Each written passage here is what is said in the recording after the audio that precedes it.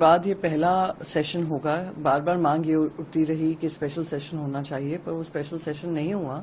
तो इस monsoon session में जो पहलगाम को लेकर इंटेलिजेंस फेलियर हुआ, वो आतंकवादी अब तक गिरफ्तार क्यों नहीं हुए हैं, ऐसे क्यों खबर आ रही है कि जो आतंकवादियों की स्केचेस छोड़े गए थे वो आतंकवादियों से मैच ही नहीं कर रहे थे, वो अलग थे और स्केचेस अलग थे।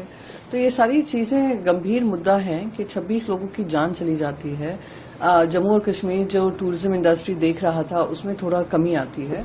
तो हम इन मुद्दों को उठाएंगे। साथ ही साथ जो ऑपरेशन सिंदूर के तहत हमने भी मिशन सिंदूर में, मैं खुद उसमें शामिल हुई थी, तो उसको लेकर भी विपक्ष चाहता है कि इस पर चर्चा हो, बेरोजगारी की बात हो, और सबसे मोस्ट इम्पोर्टेंट बात जो है वो SIR जो शुरुआत हुई है इलेक्शन कमीशन की, इलेक्शन से, बिहार के चुनाव से बाकायदा 5 महीने पहले, वो कहां तक सही है।